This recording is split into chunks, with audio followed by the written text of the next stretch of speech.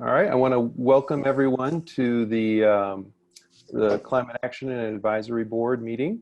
I want to make sure everyone knows how to use Zoom and is ready. Does anyone have, we're all experts now, right? If anyone has trouble, let me know and I'll help you out.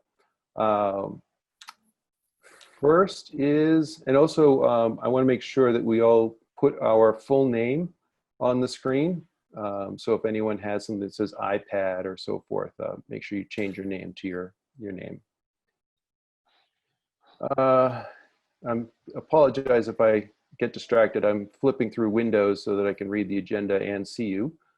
So we'll go on to meetings and minutes. So upcoming meetings, I talked to a few members that had said at that last meeting that they had trouble doing a 4 o'clock. And what I heard back was that 5 p.m. Might work and wouldn't be as late as 7 to 9, which I tend to be a little sleepy at that hour.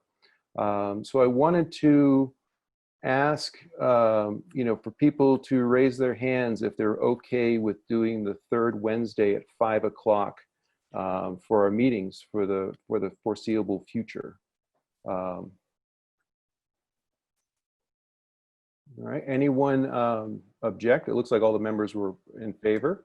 So I'm gonna post meetings now going forward at 5 o'clock, with our next meeting being on August 19th. And that's a Wednesday. And has everyone had a chance to review the minutes from June 15th? Again, we'll just put our hands up if you've had a chance to review them. Does anyone want to discuss the minutes or suggest any changes? Michael?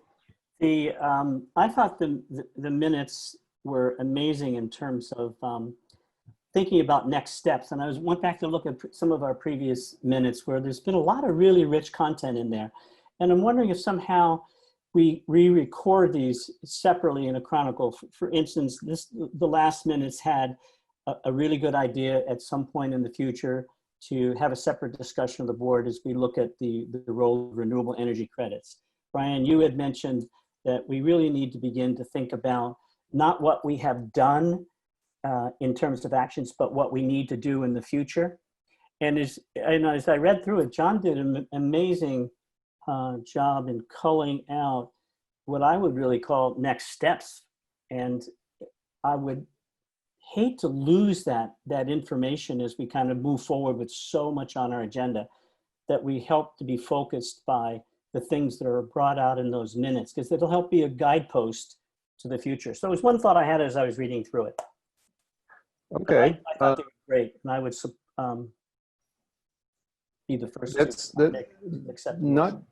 Not directly related to these minutes, but it is a very good idea, but it's kind of labor intensive. I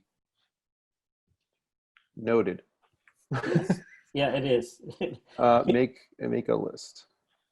Does anyone want any kind of changes to the June minutes? Seeing no hands, does anyone want to make a motion? I move. Thank you, Mike. I move to accept the minutes as they are. Can I get a second? Warren gave a second by waving his hand.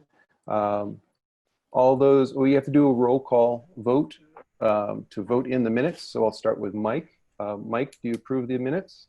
Yes. Warren? Yes. Brian? Yes. Pam?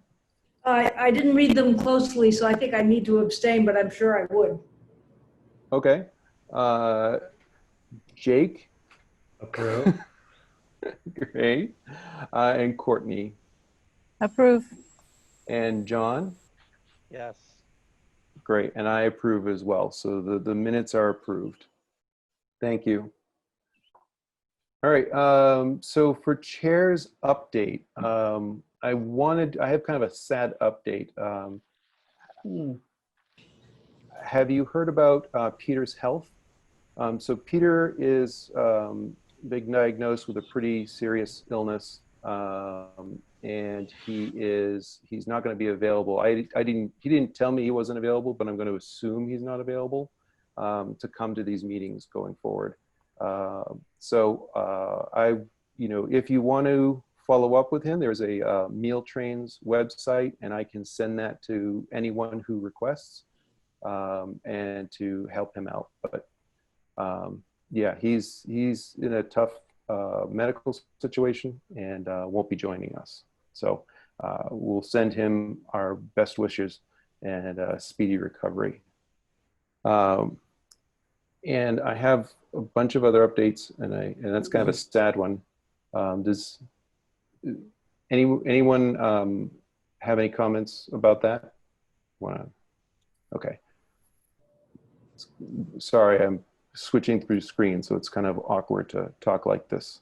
So with the Climate Action and Resiliency Plan, which is now has its first final version, again, we're always willing to take feedback at any time, and we can be reviewed by CAB. It can be taken in for annual updates to the plan, as well as whenever we get to the next revision of the full plan. It will be presented to the select board on Monday, the July 20th. Kate informed me that we were on the agenda for that date, and Kate and I will present it to them. The expectation is going to be a 5-10 minute, here it is. I am going to bring up our interest in understanding how the select board integrates it into town operations, job descriptions and other things. And we will leave it to them to follow up, and we'll check in with them at a later date, probably in just before town meeting next year or sometime around then. Oh, John, I have apologies to give to you for your letter on Rex taking a month to get out of my email and to the committee. I apologize for that. That wasn't, I just got a flood of emails. I saw it was long and I put it off. And by the time I was preparing for this and searching your name through my email, I found it and I forwarded it off to the board. Yeah, no, that's okay. I wasn't going to ask about that. Okay. I was just wondering if there were any public comments received. Public comments on your letter? Plan. No, on the plan. Kate is going to go over that in her update. And there were some comments, but they generally mirrored comments from the board. But yes, on Rex, I did want to say that we will do a full meeting about Rex and really get into where are we going to find a clean energy source for Concord that we can rely on and know in detail that it actually, what the carbon is from that source. So thank you for the letter.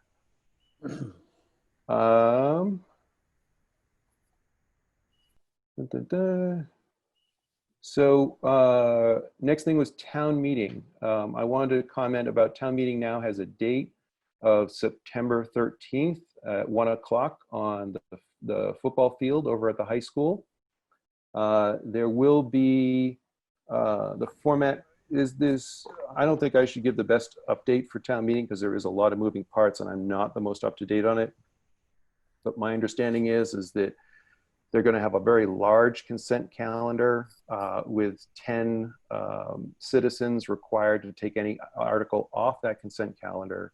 A whole bunch of articles are not going to be moved, and any articles that the Finance Committee, Select Board, both agree should move forward and have public support will be on the consent calendar. Anything that doesn't meet that will be off the consent calendar, and there will not be presentations. There'll be one page in a pamphlet made or in a handout made available to those attending to understand those articles. So it should be the quickest town meeting I've ever seen in the interest of health, and we will see how all of that goes. I also forwarded an email that has the hearing dates for some of the articles that have yet to have a hearing. So you'll find that in your email box for those 3 dates for those upcoming hearings. And we will definitely have a review of a town meeting at our next August meeting, because that is the next one we have before town meeting. So we have 1 meeting between now and town meeting. And we can talk then if we need to do a meeting just before town meeting happens for anything related to that. Are those public meetings in person or Zoom, or how they, I couldn't, okay. I didn't see it in the email. Thanks. Yeah, and I think they're still organizing the details around each of those.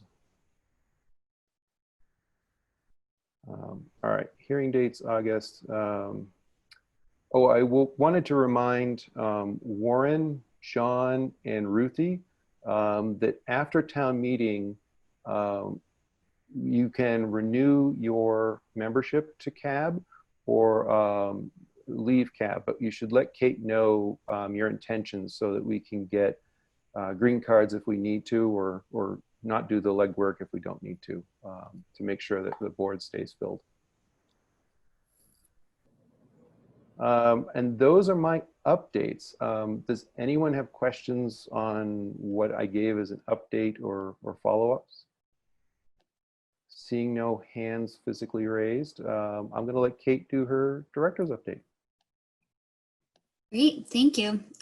So it's Thanks. a while since I've done a director's update. I realized the last one was March. So I'm really excited to share some other stuff that that's been going on the sustainability front.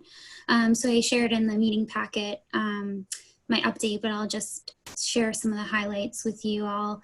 The CSEC committee put together this really great resource that's called Your Sustainable Home Now. And I think I mentioned this to you all a while back, but time passes in a very strangely slow and fast way right now. So I wanted to make sure that you all got the news that it is finished. And it's a physical pamphlet that they're planning to do a lot of tabling with and some educational outreach this year. Obviously, that's changed, so they're talking about now how to adapt for more virtual engagement, but it is on the web as well. And it's just a really good kind of overall overview of what are actions that residents can take to improve sustainability at home. So check that out if you haven't taken a look at that. Abigail, as I introduced to you last month, has been working with the town this summer through the UNH Sustainability Institute, and so she's gonna do a presentation when I finish. So her presentation will speak for itself, but she's been doing a great job for us.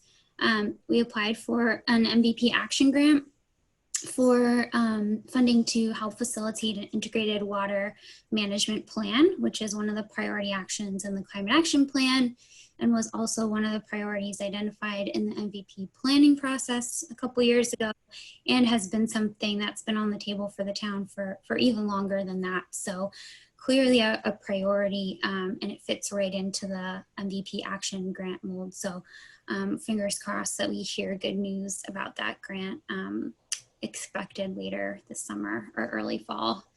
And as Brian mentioned, and you all very well know, our Climate Action Resilience Plan is done on time, on budget, with the exception of in-kind services. We went way over what we expected in in-kind services, which just means that I've spent a lot more hours on this plan than we had expected, which is, not unexpected. How many hours?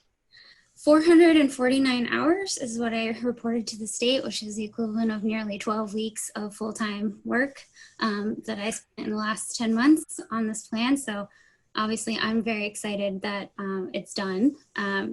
But just to kind of catch you up on getting to the finish line, the last time we met, we talked about your feedback on the second draft. We did receive a number of comments from the community. We received comments from about 30 members or on behalf of organizations. The comments were diverse, as you might expect, with many of them directly conflicting with some of the other comments, which my colleagues in community sustainability tell me is not uncommon of these types of plans. But just some of the kind of highlights similar to you all, most of the comments said that the plan was easy to read and really well designed and communicated the concepts clearly. One person did share quite the opposite, that the plan was not well written. Many also commented that the goals were clear, that it was comprehensive but focused, not trying to do everything, and that the integration of both resilience and mitigation was a positive aspect of the plan. Like many of you, the commenters suggested that the plan could benefit from some kind of executive summary because it is dense, some way to orient the reader. So you will see a new page in the final plan about how to navigate it. So I hope that helps address that feedback. And then also similar to your feedback, some commenters requested that it consider cost implementation, which is noted in our immediate next steps in terms of implementation. And then, the form for the public comments asked for ideas for future plans, things that weren't in there that people wanted to see. And the most common suggestion by far was to address the impacts of consumption, specifically diet. So something that we talked about in one of our previous meetings, looking at, consumption-based inventory and to take that on in future planning. So pretty consistent, like Brian said, with your feedback overall. So the final documents are up on the web, including all the appendices, and all the background documents are up there too. So my request to you is please do review the final document. I know you all have spent a lot of time as well reviewing drafts, and it is long and dense, but a lot of changes have been made, especially since the first draft, and also quite a lot from the last draft you saw. I'm going to make some printed copies, so we'll have a limited number of those available, and I'll have one for each of you. And as Brian mentioned, I'll be presenting to the select board on Monday.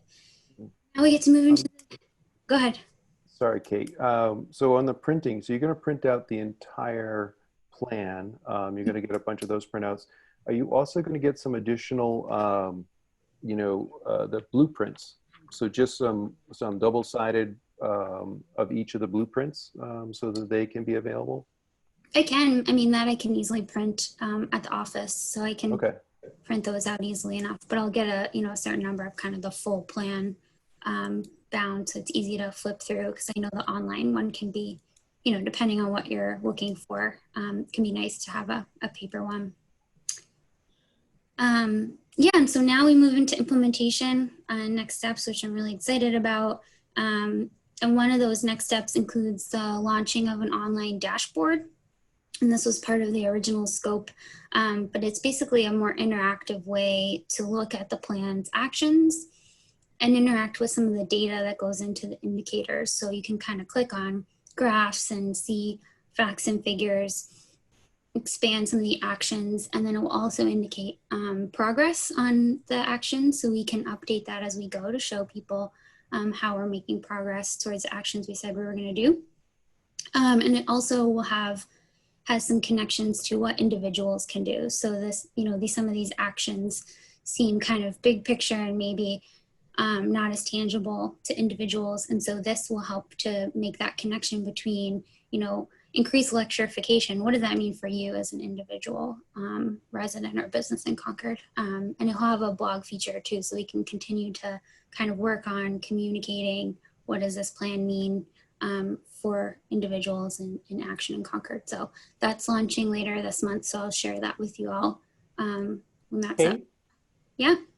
It's always hard with Zoom when you break in when somebody's speaking and you don't want to be rude, but you're wondering if you don't break in, then you're going to go on into the next topic and then you've lost it. But anyway, the online dashboard, splendid idea. I think at the board meeting, we talked about that last time of getting some kind of barometer and being able to see with all those actions and the blueprints that we defined to, transparently and seamlessly have, citizens look at it and see exactly how we're doing. Almost like that, I think we used the analogy of the fundraising for the library, where you have a barometer and you've got the red ink going up trying to get to the goal. Is that the notion with this as well, is that we could break each of those actions and we'll begin to see between now and 2030 what the actual results of those are?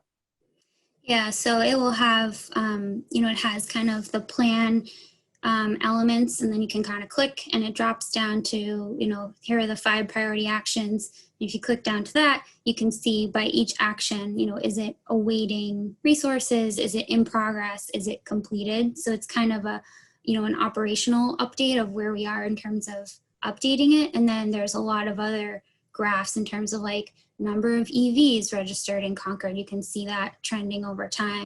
We have the, the graph that shows the greenhouse gas trajectory. That's up there, and it's a lot more interactive. So you can kind of click on certain points in time. You can, take away certain lines and interact more with the data itself. And it's a lot more dynamic, so we can update, to your point, Michael, about being able to give people a sense of progress. It's a lot more dynamic than the static PDF. Great. Yeah. So the last thing I was just gonna say, I put a couple notes at the end of my director's update for some things that I wasn't quite sure if I had updated you all on, or maybe you missed. So I just made a few notes at the bottom in case you missed it. But that's all for me, unless anyone has any questions. We can move on to Abigail's presentation. Well, I think Article 40. Oh, sorry, I'm jumping ahead. But does anyone have questions for Kate? Kate, going back to, we completed this wonderfully on time and on budget. Are there monies left for the consultants going forward, or when do they leave the project? They're Available done. to us? Their contract was done with the end of the grant at the end of June. The only work that they'll continue to be available for us is with this dashboard, because that's part of the agreement with them, is that they, when you have the dashboard, they have regular touch points with you to be able to update content and the like. So we'll have that for a year, and then we'll have to reevaluate going forward. But that's the only thing that we'll have. I'm sure if we need to make tweaks or have questions, they're available to us, but they're technically, our work with them is done. Thanks. Mm-hmm. I've already forgotten my question, so never mind. I remember Article 40. Well, Noah, before we move on to Article 40, I wanted to ask Kate about grants going forward. So the MVP grants you said you had worked on, is there anything that was, because normally it's the spring when you're busy with writing grants, was there, because of COVID, was there lots of deadlines that were delayed? Like I know the Volkswagen hasn't come around yet for round 2. So things like that. How's your workload shifted because of the lockdown? So, I would say in general, most of the state grants, they extended the deadlines a bit. So like the MVP action grant was later than it normally is. That was normally, I think the year before was due in March, and it was later this year. Yeah, the VW grants, I haven't heard anything about. The green communities got extended, but we still have outstanding projects, so that didn't impact us this year. Otherwise, a couple of the grants that we got last year, the grant we got for the landscaping project that Warren was asking about before we started, they're running that one again on time this year. So they'll, so I think that ones that normally come out in the summertime seem to be on track. So that's good news, at least as far as I can tell. So the ones that happen in the spring were delayed, and the ones that happen in the summer happen on time. So you're probably going to hit a bubble of applications you've got to get in. So good luck. Thank you. Does anyone else have questions for Kate around the update? All right, let's move on. It looks like we're on time with the schedule to move on to talking about the drafted letter, which is in your packet. And does anyone have comments on the letter? Well, let's start with a raise of hands of those who've had a chance to review it. A fair number, okay. Of those that have reviewed it, does anyone have feedback on the letter? Warren? Yeah, I thought overall it's good. I have two suggestions. To strengthen it, the letter reads that, hey, this is sort of a nice thing to do, but it doesn't make the case that this is important. I would like to see the first paragraph say something along the lines that, look, this is one of the most important steps that Concord could take to move forward towards a clean energy, low carbon emissions future. This is one of the most important things we could do in the next few years. I'm not exactly sure how to say that, but you want to make the point that we think this is a big deal, not just a close call. And then I would take out in the second paragraph the phrase, at first glance, this article might seem onerous. There's no point in pointing out the downside to the thing. The paragraph starts well, just saying, what's the purpose of placing such a restriction on construction? Why not let personal preference in the market decide how buildings are heated? That's well said. We don't have to say it's onerous, though. Okay, I'm just taking a quick note here. I'm afraid I do have to jump off. It's not because I'm offended. Sure, thank you, Brian. If you get a chance to come back, that'd be great. I will. Thanks.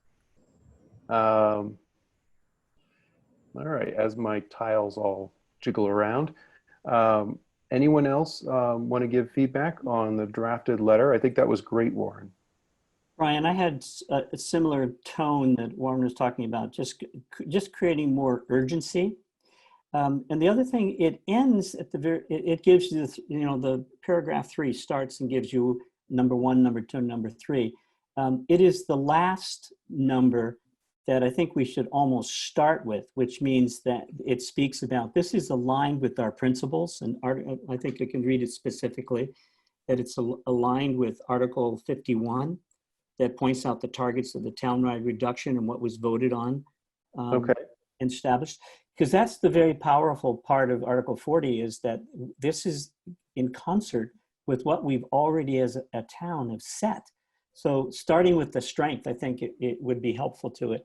And particularly if we build in the very first paragraph, Warren's idea of creating the sense of urgency and emergency.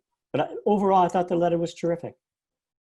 Yeah, I like the length of it. I don't think it goes on, no. Just not 2 or 3 pages of standing up there. It's pretty much succinct in getting to the point. I agree. I tend to veer away from doom and gloom and fearing and so forth. But I do feel Article 51 very much falls in line with the climate action plan, and it is a necessary policy. And so I'll be happy to, if I get a chance to vocally express this, I'll be very happy to do so as representing support from this committee. Courtney, do you have any? Yeah, I just wondered if there's any, I can't point to any, but any easily digestible data that could be used to strengthen that point in paragraph 1, or the urgency, I should say. Again, I wish I could pull something out of a hat, but even just a number or 2 that could show the benefit. Well, you could refer to the inventory and the proportion that comes from gas and oil. Yeah. That was where my head went. Yeah. Again, not in a way to be doom and gloom, but something that shows the magnitude. I think, in the frequently asked questions under that article that was generated as part of the overall effort, there's some quantitative data in there I'll go back and look at that, and then Brian, I'll send it to you if I see, building on Courtney's suggestion, good suggestion, to see if it's helpful to make it a little more quantitative, because there were some very good questions that were in that frequently asked questions section of the article. Great. And does anyone want to help me by making these changes to the draft? Brian's not here on the call. I noticed I have access to the document that he was working on, and he was making comments before he hopped off. So I made the other comments that happened after. They're captured in his document anyway. Oh, so you've got notes going. Mm-hmm. Thank you. Can I say two more things, just very small changes to, because I do think this article is a big deal. Yep. And I would say in the first sentence, we're writing to enthusiastically endorse the revised Article 40. And at the end, we should end with something that says, we strongly encourage the town to support this article. Okay. Before I switch screens, Jake, did you want to comment? Yeah, sorry, I dropped off there a little bit. I was jealous of Courtney and John being outside, and I tried to relocate to my screen and porch, and with limited Wi-Fi and not great speakers on my laptop, I failed. So I'm sadly back inside. I agree with the other comments that I heard in terms of just really trying to make that like the case early on in the letter to, you know, strongly say this is really important, and explain why it's important, because buildings are a huge portion of the carbon emissions for the town inventory, and just making sure it's as strong as possible. So I agree with the comments that have been made in terms of just trying to strengthen this and not you know, bring up the onerous part. Just make sure it's as clear and strong as possible. So that's all I'd say.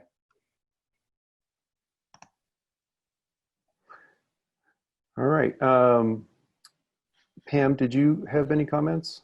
No, because unfortunately, I haven't had a chance to look at any of this stuff in the last. I will say, however, I just completely agree with everything that everybody's saying. I think it's great that we're doing it and that it should be as strong as possible. I also I think I heard somebody suggest that you know, this is consistent, that the Article 51 is consistent with this or something. I think it's important to remind, and I haven't read it, but that the driver here is Article 51, that the town is now has really codified, and that's you know, this comports with that that imperative that the town at town meeting voted on. I think it's useful to remind the town of its commitment through the most powerful legislative mechanism it has in Article 51. Okay, great. So should we make those edits and bring this back to the committee, or would the committee like to approve this now with the understanding that these edits would be incorporated? I'd be happy to approve it and defer to your judgment on finishing it off. Okay. I don't know what others think. I agree with that, and especially since you're going to be meeting with the select board, it'd be good to have, I think you said the select board on July 21st, Brian, or something? It'd be good to have. So July 20th, 20th, but I'm not going to be talking about the Article 41 at that. I'm going to be talking about the plan. Okay, but if parenthetically, if someone comes up and says, what do you think of Article 40, you might want to feel that that's a good opportunity. I would share the thoughts that we've had, but I wouldn't, I'm not going to, because I'm only going to get like 5 minutes. Right, right. You wouldn't have time to call that out. Right. Okay, does anyone want to make a motion to approve the letter with the intended edits? I'll make a motion to approve the letter with the edits that have been discussed at this meeting. Great. Could I get someone to second? I A second second. that. Great, thank you. All right, we're going to do a roll call vote to approve the letter with the anticipated amendment changes. Michael, do you agree? Yes. Yes. Warren? Yes. Pam? Yep. Courtney? Yes. John?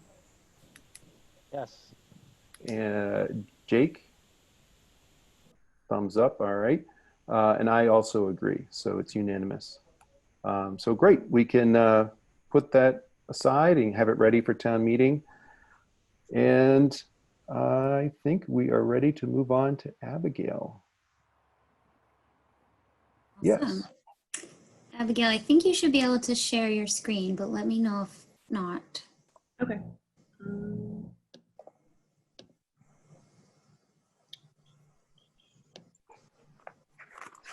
Can everyone see that? Yep. Cool. Looks good. Take it away. Awesome. So, hi everyone, I'm Abigail Ahern. And as Kate mentioned, this summer I am working on creating sustainability guidelines for historic and older homes. This fellowship is through the UNH Sustainability Institute, which is a program that pairs students from around the US with host partners within New England to work on sustainability initiative projects. So there are 18 other fellows this summer working on a variety of projects with topics focusing on energy, resilience, and emissions. So just to give a little background about myself, I recently graduated with a Master of Architecture degree from Wentworth Institute of Technology, and my thesis focused on resiliency strategies against sea level rise to protect a historic district in Portsmouth, New Hampshire. So I've always had a passion for history and historic buildings since I grew up working for my dad in the summers, who is a restoration mason. So when I went to school for architecture, I decided to have a concentration in adaptive interventions, which also led me to my first job in undergraduate school at a preservation and engineering firm. So throughout my studies at Wentworth, I was also interested in sustainable design and took several courses that focused on green and efficient buildings. So when I saw the opportunity for this fellowship that tied my passion for historic buildings and sustainability into one project, I thought it would be a great fit. So I'm excited to share with all of you the work I've done so far this summer and hopefully get some feedback to help propel the project through its final weeks.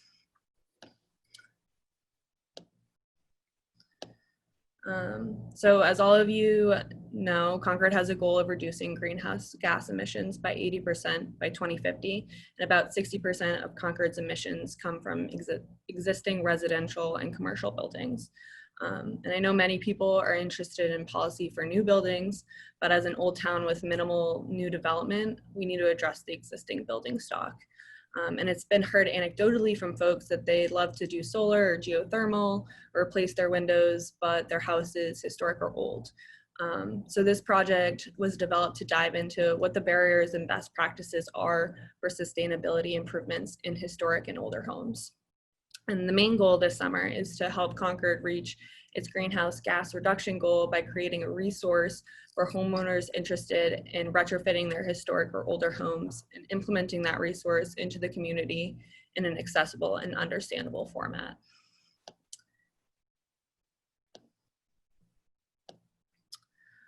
So to learn the barriers and best practices of these retrofits, I started this summer by interviewing a lot of different people. I started with speaking to Concord stakeholders, where I had the opportunity to learn about the different programs and rebates available to homeowners. And then I also spoke with other communities who have dealt with or are working on very similar projects, like Boston, Keene, and Burlington. And these conversations generated ideas for the final resource and some of the best ways to implement it into the community. I also began interviewing professionals who work on these projects, like preservationists, architects, developers, and engineers. And these professionals clarified more technical details about the construction phase of retrofit projects. And most recently, I've been meeting with Concord homeowners who have undergone retrofitting their own homes. And this has been helpful in learning the unplanned barriers and cost commitments when taking on these types of projects. In addition to interviews, with the help of Concord's GIS analyst, we were able to create an interactive map that documents the homes that have used the Concord Municipal Lighting Plant rebates. So these rebates include active solar, ground and air source heat pumps, and weatherization. And the map indicates whether these rebates are being used within the historic district, historic areas, or in a non-historic area. And the difference between the historic districts and the historic areas is the guidelines and rules required in the renovation process. So there are 811 unique addresses that have used the CMLP rebates. And we've discovered that only 30 homes implemented those rebates in the historic district, 155 within the historic area, and 626 homes were located outside of these. So to put those numbers in perspective, 14% of Concord's buildings used rebates, and out of all the buildings in the historic district, 7.2% used rebates. 10.4% of the buildings in the historic area used rebates, and 16.2% of the buildings outside of these areas used rebates. So from here, I used the map to determine which rebates specifically were used in the historic district in areas to further the investigation about the barriers and best practices within historic homes. So within the historic district and areas, the most used rebate is active solar and weatherization, and the less common rebates being ground and air source heat pumps. So as I continue my research, I also need to begin to create a format for the guidelines that will be most beneficial to the homeowners. I have a couple options. So option one is a step-by-step model that guides the homeowner through the process of the retrofit, starting with knowing your building and the structure era and working towards a goal and strategy to complete that retrofit. And I think this option is more beneficial for homeowners that are planning on hiring a professional to complete their renovation, where option two breaks the infrastructure of the building into components so homeowners can find examples and information on specific areas of the home they want improvements on.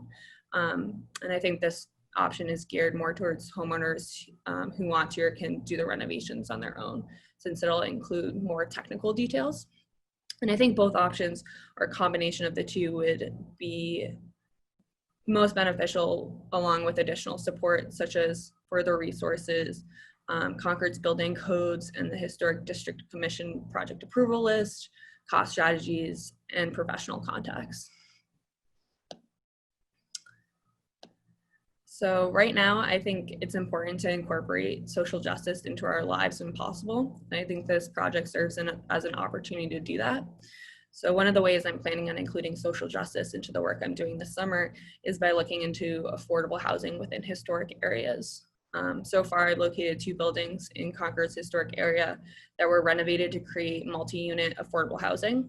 And although older buildings aren't necessarily ideal for affordable housing because of the high maintenance cost, it's still very common. So I think this project can be an opportunity to investigate ways to sustainably renovate multi-unit housing as well by using low-cost strategies that give you the best bang for your buck, basically.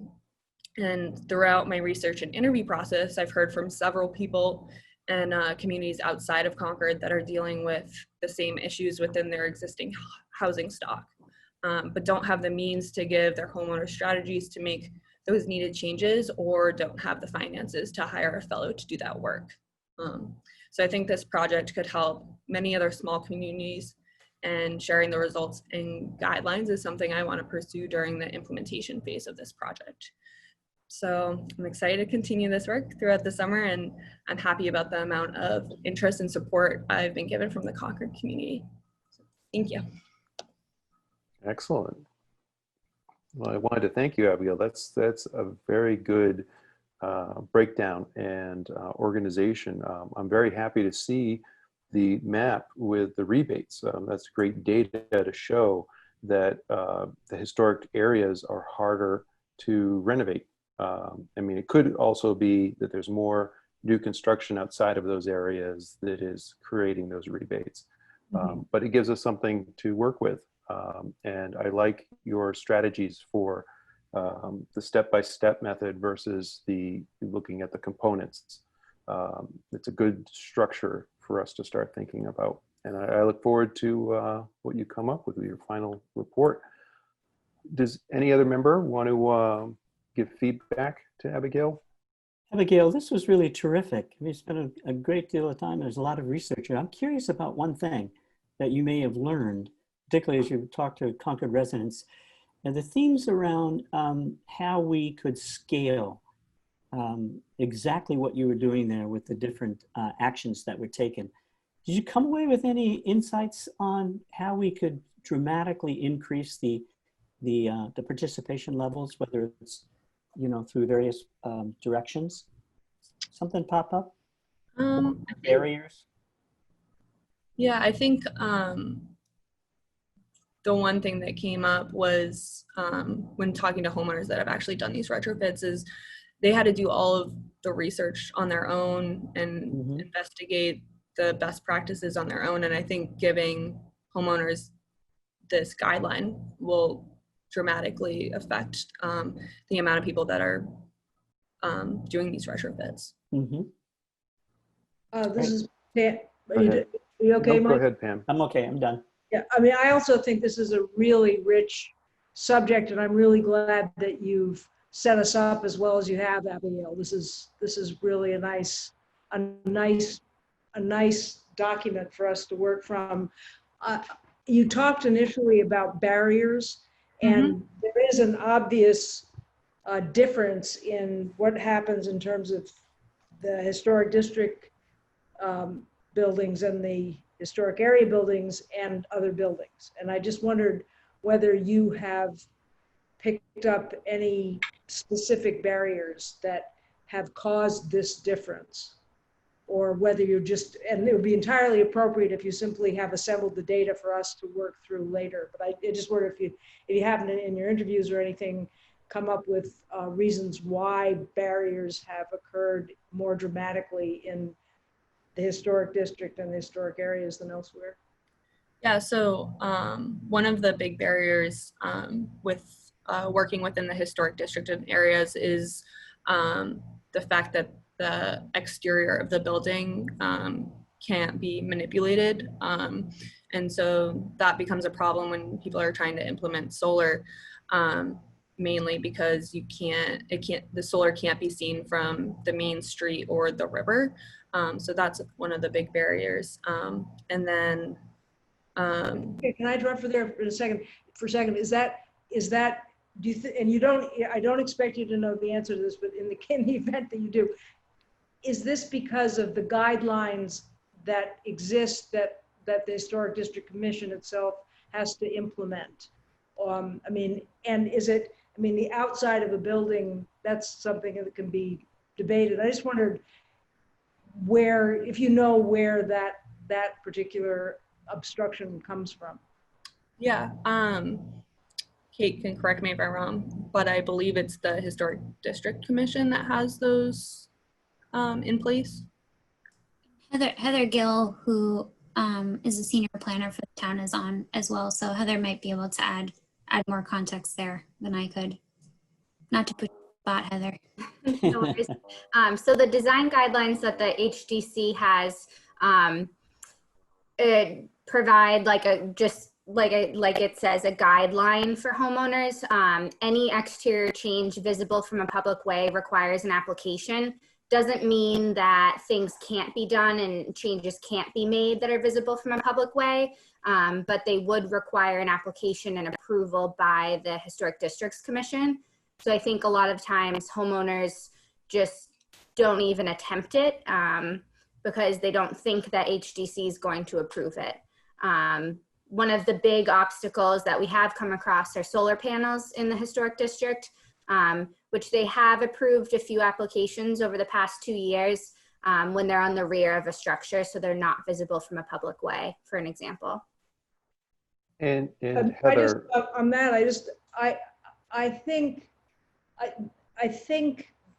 this is something I I think would be fruitful in terms of discussion with the HDC, because I think that there is opportunity for more vigorous guidance on the part of the select board, maybe, and the CA and us to the HDC to use the guidelines in a way that adheres to and advances Article 51 as opposed to obstructs it. And the reason I mention this is because I have run across, and you guys may know about it, but the Bedford Unitarian Church had to go to court and won against the Bedford Historic District Commission because the Historic District Commission had very narrowly interpreted guidelines that were extremely subjective. So I guess my point is, and I'm very grateful for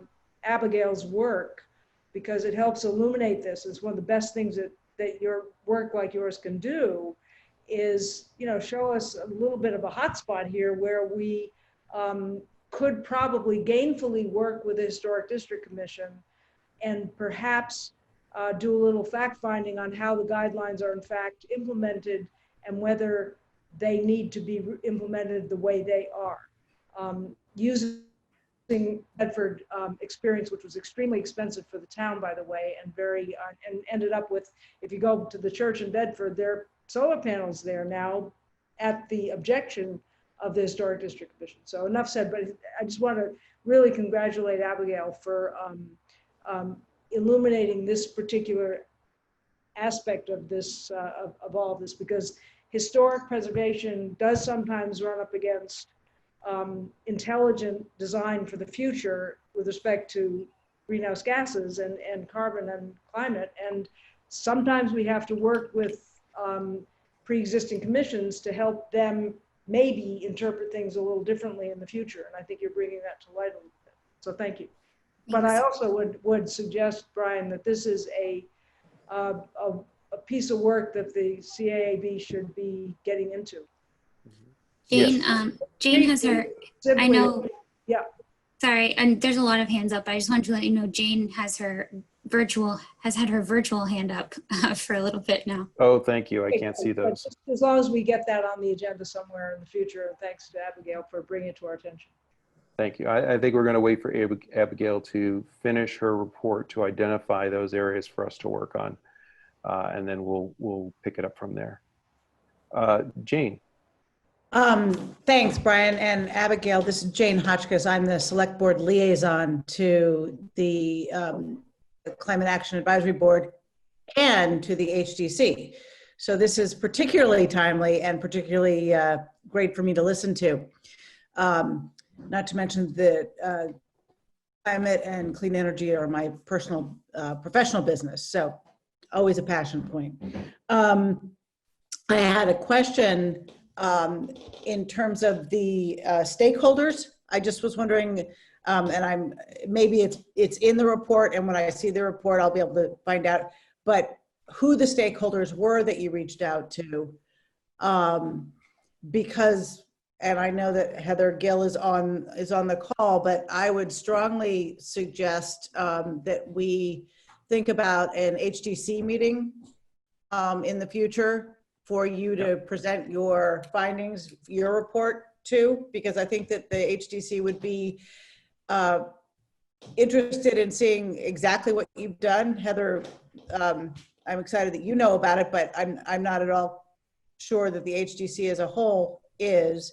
And since it directly advances not just Article 51, but the most recent long-range plan findings in terms of encouraging synthesis and community work. Did we lose you, Jane? Or communal work between areas of interest to, hello? Oh, can you guys hear me? Yeah. Okay, sorry. I'm my internet is not 100% right now. Sorry.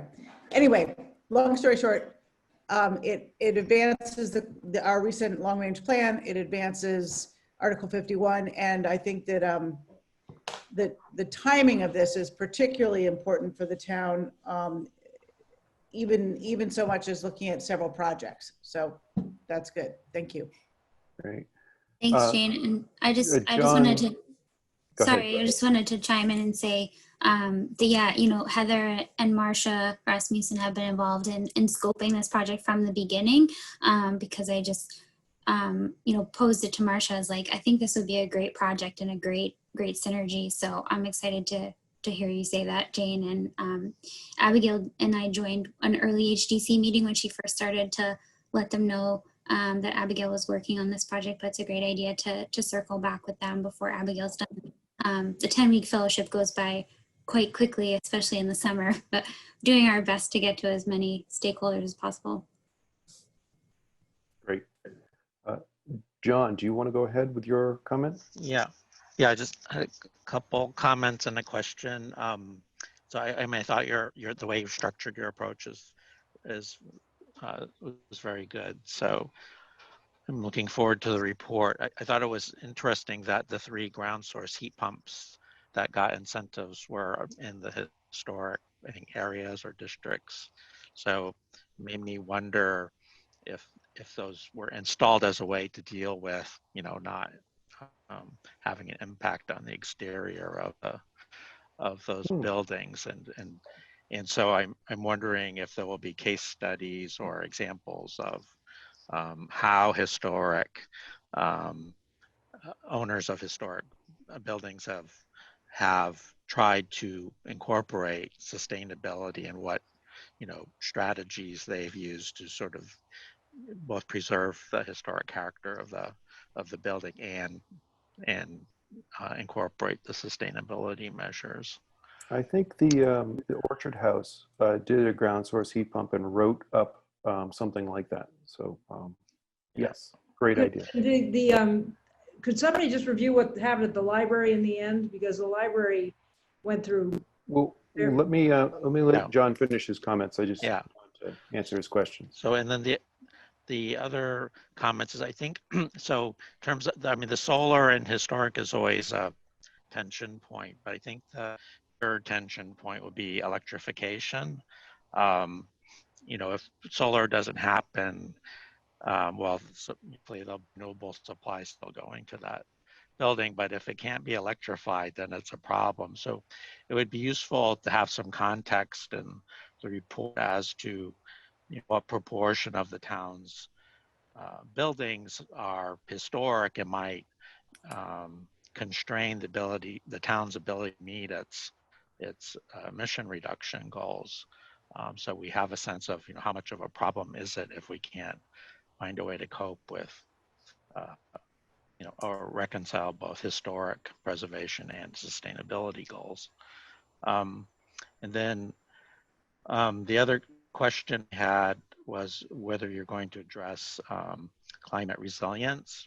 I think thinking mostly of buildings that may face future flooding risks, and you'd have to find a way to think about where those might be, because they might not be at risk today, but be at risk in the future. So I don't know, maybe using the 500-year floodplain might be a substitute until we have some modeling, but wondering if you're going to address that.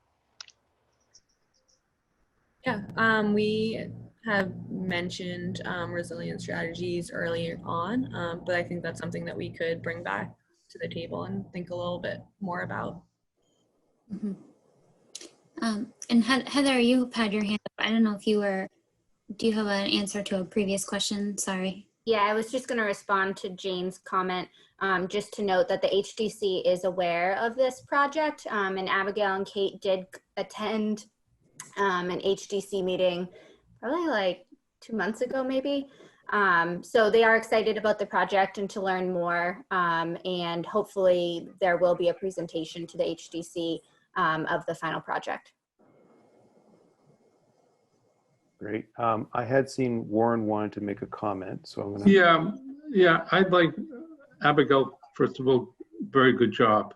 I think we should go on the record at some point saying we think that things like solar panels and air source heat pumps should be allowed in historic buildings, even if they're visible from the street. The reason why I say that is we've generally, as a society, allowed historic buildings to be updated when there are new, better technologies. These buildings have electrical wires that are visible from the street going into them. But when those buildings were built, there was no electricity. We allow electric meters to be visible from the street so that the utility company can see and read the meters. We allow water meters to be visible from the street. When these buildings were built, they only had wood shakes on the roof, but we allow fire-resistant asphalt tiles, which are visible from the street, because those shingles are better. They're an improved technology. I don't know why we should draw the line against things like solar and air source heat pumps when we've allowed these other things.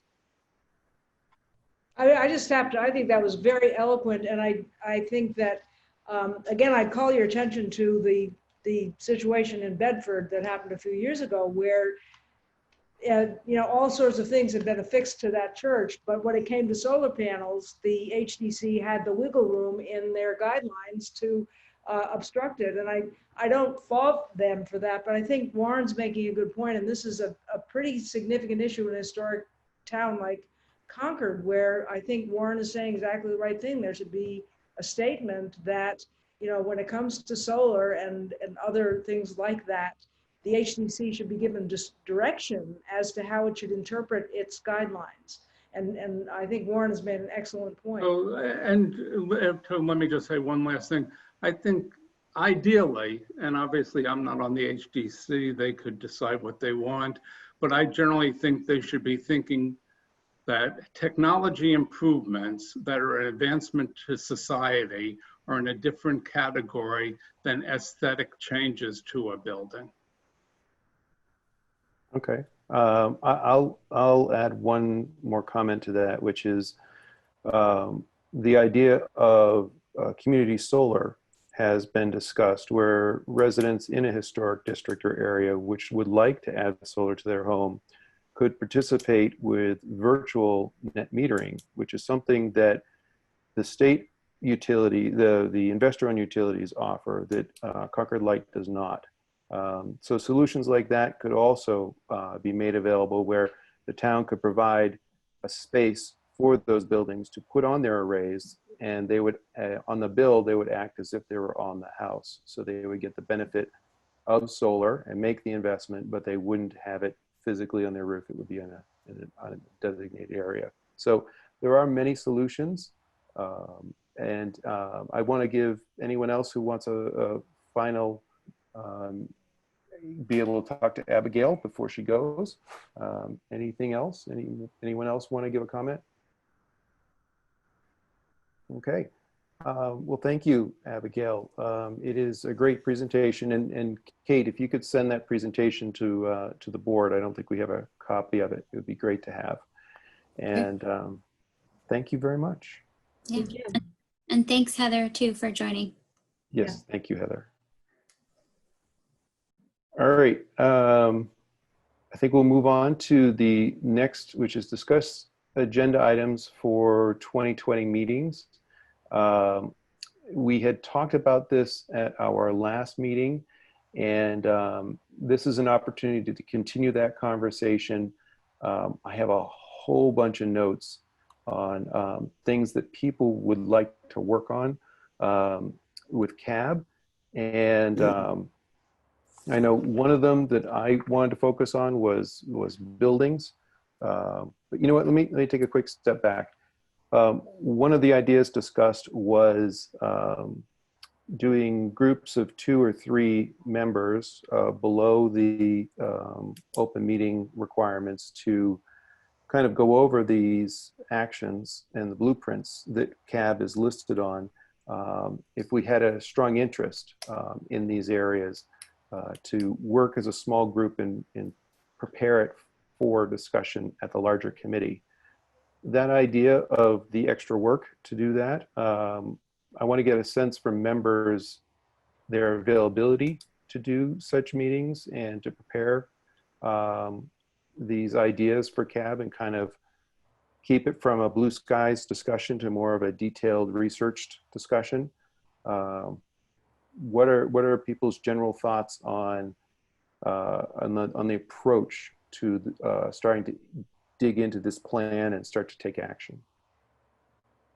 Well, I was very clear last time that we need a roles discussion before we do that, because we have moved to a second stage where we're very present, I think, in this plan as overseers. And I think that in order to see what we should be directing our limited resources for, I think we should start with, you know, a little bit of time deciding what our job is beyond the charge. And I think if you went around the table, everybody, different people would have different ideas. And clearly your idea is an idea that is, you know, perhaps not shared by others, but I think we need a roles conversation.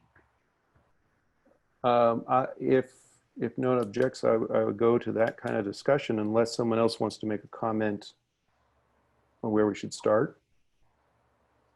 Then let's do that. Let's go around and have each member give their idea of what is CAB's role. We all know the charge. We all know that a lot of the charge was written to get a lot of Article 51 going. It also incorporated some other articles about resilience. But now we have a climate action plan.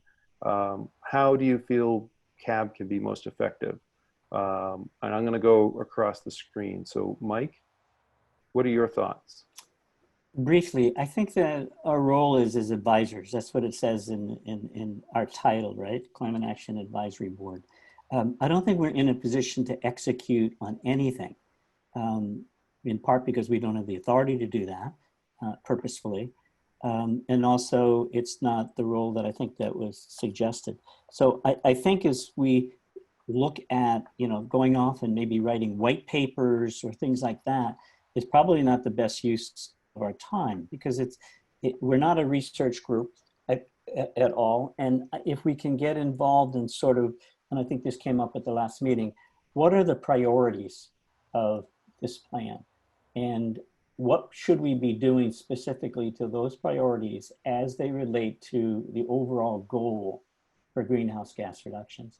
And maybe we can bring this down from 30,000 feet, you know, to 1,000 feet. That's my very brief response. I want to let everyone else talk while I take notes. Sure. Well, I'm next on my screen, so I'll give you my ideas.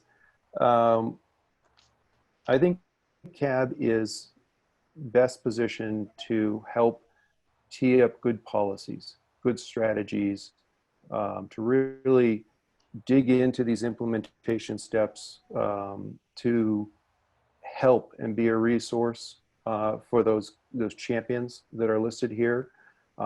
Later, once the leadership in town has a chance to really integrate these goals into town processes, to become more of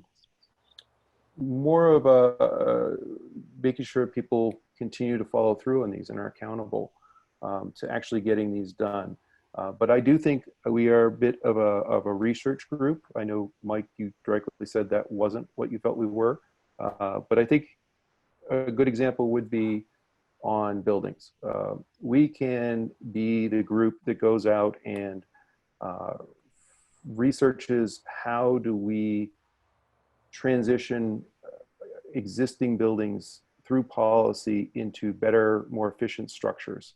What policies are out there for Watertown's solar efforts to, you know, California and their efforts.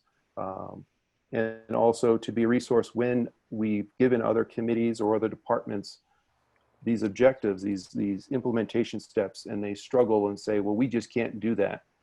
We can step in and say, well, no, you ask us a question, we'll come back with answers, and to keep that process moving forward, and to verify that we're on as a whole on track to get that 3.5% per year reduction. I think that's that's how I would describe our role. I'm sure I could do it more eloquently if I had planned to say this, but I think that would be it. Warren, what are your thoughts on CAB's role? You're muted. I liked what Michael said. I'll just second that. So that would be not a research group. Well, I mean, I think partially the two of you are defining research somewhat differently. I think Michael was defining it as writing research papers, and Brian, you were defining it as collecting information on a topic when the town needs information on the topic, which is sort of an easier and lower level task than writing a detailed research paper. And so I still think there is a role for what you were saying, Brian, but I think our core role is providing advice and especially helping advise on what are some of the things the town should be taking up first, second, and third, helping to set priorities. Okay. Pam Hill, do you want to? Yeah. Okay, just briefly, I share what Mike McAteer said and Warren and you too in the following way. I think we are advisory. I think and here's where I feel very clearly in my own mind that I am not a research arm of the town in any specific granular way. And I think we're more at a higher advisory level, not better, just at a different level.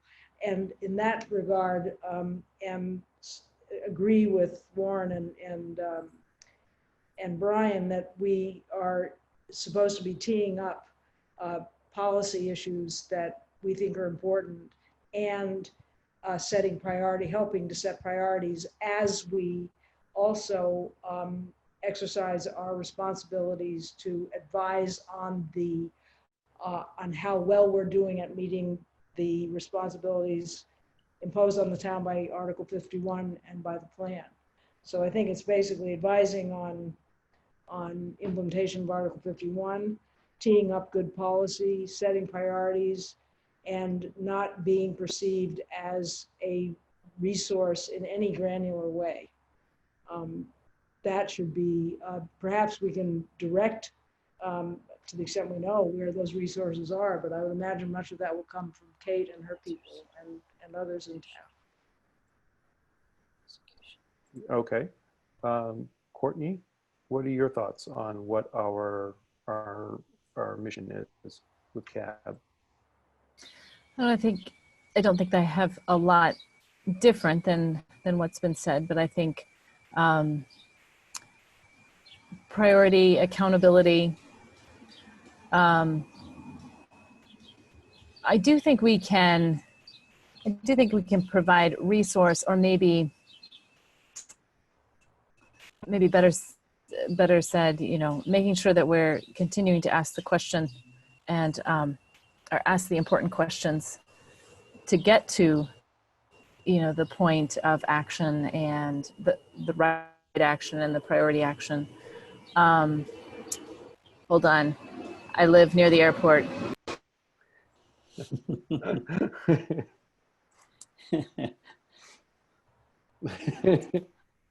Thank you. Every so often, they just keep going over. But yeah, I think in mind, setting priorities, and sort of being that accountability piece. And I think that's going to take probably a variety of different actions and roles as we do that depending on the goal. So, in some cases it may be that we can provide a resource or be a resource, but my guess is that more than anything, we will just be continuing to ask the question, continuing to kind of push for the answers, or push toward, answers or research that could be done. So, but I don't think I'm saying much different than what others have already said as far as that goes. Okay. John, what are your thoughts on what CAB should do based on our charge? Yeah, I guess I see it as we're advisory, and I think the accountability role is very serious. And so I think on accountability, it would be good if CAB devised a process by which we're going to exercise that role. You know, is there going to be an annual review? You know, should there be like a 5-year major review that the town does? But I think we should come up with a process for how we would do some kind of review so we can advise the town on, you know, how Concord is doing on climate change. And then I think there's an advisory role. I mean, part of that could be reactive in the sense that if a department or other board has a policy or program that they're responsible for and they would like input, then we can provide that you know, feedback to them. In the accountability, if we see that, you know, things are not happening, then I feel our role is to call that out, and it may be useful for us to recommend actions that would, you know, address that gap or fill that thing that's not happening. You know, I see, you know, for instance, I think there's a lot more work to do around preparedness and resilience, and I don't know who's responsible for that in Concord. I mean, I know the responsibility dispersed, but it's not all of an infrastructure thing. Some of it's social, some of it is programming, and other things like around economic resilience. And, you know, so I think our role is to see whether that's happening or not, and if it's not, to propose some way to get that to happen. So I think that's mostly what I have to say. Okay. Jake? Yeah, I was just looking at the charge again, and I think it's pretty well written. I mean, I think it talks about us providing, it's really well written. I think it talks about us providing strategic direction, helping with prioritization, you know, suggesting policies, supporting the sustainability director, in implementing, you know, all the relevant articles in the plan. And so I think that's outlined well. I think maybe what we're struggling with a little bit is like, okay, what are the most important next steps for us as a group coming out of this plan? Like, what should we really be targeting first? And so I think that's good for us to be talking through, you know, how do we be most effective as a team and as a advisory board now that we've sort of finished this, started the plan, because right now the hard part of implementation begins. So I think, I mean, honestly, I think we need to be willing to support in a variety of ways. And I think we're going to have to talk through how best we can support the town and support Kate and drive the changes that we need to make throughout the town to realize the goals and the plan, and where we can be most effective. And I think there'll be some areas where we are able to move fairly quickly, and there'll be some areas that will really struggle. So on accountability, how do you feel about that role for CAB? I think I would agree that's an important role. I think that we have to make sure that we're, do you think we have the authority? Well, I think that we have the authority under Article 51, right? And perhaps in other areas too. So I think that we have to, even if we don't have direct authority, I think we need to try and influence to the best of our ability. And I think that we have to be an advocate for the plan and for these goals, because ultimately, you know, we can't just have Kate be the only advocate there, and we have to really support her and make sure that this isn't forgotten among all the other priorities the town has. And that's a good one. Do you think we should do that through, because we all talk to Kate, so you know, her coming to us and saying we support your problems and you should go do this doesn't really change, doesn't really add a voice to the greater conversation. Do you think we should do that through letters and through other methods where the committee speaks? I think, yeah, I would agree. I think that letters can be effective. I think where it makes sense to have direct conversations or invite different groups to meet with us and have dialogue that way, I think that's going to be important. I'd be curious to hear what, you know, Kate's view on this is as well as the rest of the group. But I think there are a variety of ways. I think letters can be helpful, but oftentimes we need to have that dialogue, direct dialogue first to talk about the issue, and then we can maybe frame it a little bit better and build that relationship. But I know a lot of that's been happening as well, sort of, you know, through your work and Kate's and others' engagement in the past. Okay, great. Any other comments? No. All right. Brian, did you hear the original question? Yes. Okay. I guess. What's your thoughts? You know, I could repeat a lot of great things people said. I'm going to focus on some of the indicators we had in the climate plan. I think there's quite a few, and some can be updated annually. Some might be able to be updated more often. I'd really like to make those visible, especially the ones that can be updated more than once every year, just as a form of tangible accountability that we can measure the town's performance against. So obviously that would be the greenhouse gas emissions. I know we have concerns about how you measure transportation, all that sort of thing, but there are lots of other metrics in here that I think would be publicizable, measurable and publicizable, that could show tangible progress. Okay. Any other ideas? Are we a research group in the sense of writing white papers, or a research group in the sense of gathering papers and resources? I think gathering. I mean, the charge does say we, you know, kind of need to stay abreast of things, which obviously was necessary for us to be helpful advisors.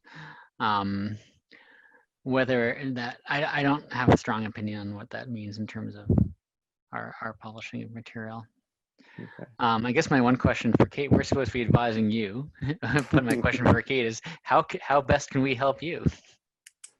Yes, and that's a great segue into Kate giving her ideas of how CAB can best help her and her understanding of the charge and what we could do best to help her going forward. Sure, yeah. Alice has had her hand up for a little while, so I just wanted to put that and see if Alice, if you wanted to jump in. Alice, you're muted, Alice. There you go. And it's not substantive to the conversation. I just wanted to make sure you are aware that under the open meeting law, a subcommittee of the committee is a committee and follows the same open meeting law requirements as the full committee. So if you were to decide to break into smaller groups to have subject area expertise to produce research or writing, that is considered a full committee under the committee and therefore subject to the open meeting law. Okay. Thank you. That's all I needed to tell you at that point. I can pick up comments at the end. Thanks, Okay. Alice. Good point. Yeah, I mean, I think, you know, I think you all described the charge really well, and obviously it is broad in the sense that the role is advisory, and so like, what does that mean? And I think Jake kind of captured where we are well, and that we're struggling with like, what do we do next and how do we prioritize?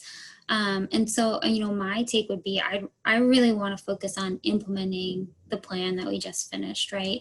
We spent a lot of time figuring out what are our priority actions and how we're going to move them forward, and who are all the people that need to be involved in that process. And there's a lot to do and not a lot of time. So I'd really like to focus on implementing that. And I think to the extent that CAB can be helpful, you know, for example, the one action where CAB is listed as a champion is identifying policies for new construction and moving that forward, right?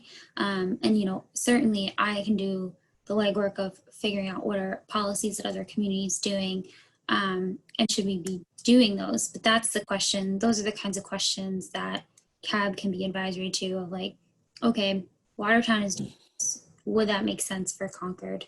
Are there things that nobody else is doing that make sense for Concord? And helping to do some of the stakeholder outreach. I think to the extent of working with other committees, there's obviously CSEC, another committee that I support that is focused on community outreach around sustainability. They're an incredibly valuable asset to getting the word out and engaging the community around sustainability. And so I think where CAB can better connect with them on what are the types of things that we want the community to know and be doing, I think there could be a really good partnership there. And I think there's a lot of other town committees. You know, the Abigail's project this summer is just one example of where there's overlap. As you all know, sustainability is far reaching. And so I would love to see more connection with other committees and other subjects. And, you know, as Jane mentioned, that is really one of the goals of the long range plan, is to identify a lot of those synergies and overlap. And so, of course, there is the option of inviting folks to come to CAB, but I would also really love to see CAB going to other committees and learning what they're working on, what they're addressing, and kind of doing some of the background research, you know, to best engage them. So that's kind of off the top of my head. I'm sure I'll think of 100 more things afterwards. Yes, John. And John, you're muted, and then I'm going to go to Alice after. Yeah, so Kate, I was wondering what you thought about the accountability thing. So I feel like, you know, in terms of accountability, we need to know where we're going. We need information on, you know, what things are happening, how much of it is happening, that kind of thing. And to do that would probably fall on you to gather the information. And so I'm wondering about your capacity to do that, and whether, you know, we'll be able to perform an accountability role, you know, effectively. Yeah, it's a good question. I mean, I think in general, obviously, accountability is really important to making sure we're meeting our goals. And I think, John, you mentioned that where CAB could play a role is, you know, seeing, you know, participating in an annual review of where are we towards our goals, and if we're behind on actions, why are we behind, and you know, should CAB be pushing or leaning or helping to move us faster. So I certainly think it's important, and it's probably a good use of my time to a certain extent to be collecting that data, because we need to know where we're at. Just for me, striking the balance of, you know, are we collecting and analyzing data just to have the data, or, like, you know, to what extent are we gathering those metrics? Does it actually inform any change in our strategy?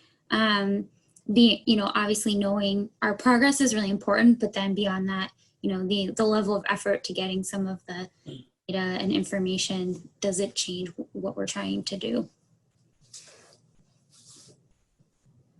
Alice, did you want to make a comment? Or is I saw the virtual hand up. No, that was from my previous comment. Thank you. Okay. So I think that's a good discussion of what each of us feel CAB is going forward, and I think that we're all generally in the same area on what we want to do. I'd like to echo Kate's comment, who, you know, we're all here to support, which is that help. You know, our role was to prioritize what actions need to happen in town and the plan does that. It was also to create an inventory and a measuring stick, which the greenhouse gas inventory does. And you know, we even use the wedge analysis to quantify some of the solutions. I think this group now can really work to get to those, just keep digging down to the next level on these implementation steps within the blueprints. Working with these champions to be the resource, to push them to pay attention to these priorities and to keep it moving forward. And I would like to do some of the pulling together of resources for them to help them in getting these things done. So can I just add one thing, Brian, that I was just thinking of, sure. that I was talking with someone about this past week, is that, you know, I think when it comes to sustainability, what I've seen a lot of is that there's a lot of buy-in. People want to do it, but sometimes they don't know what that means in practicality, right? Like they think that something is, they're already doing the most sustainable option or taking the most sustainable approach.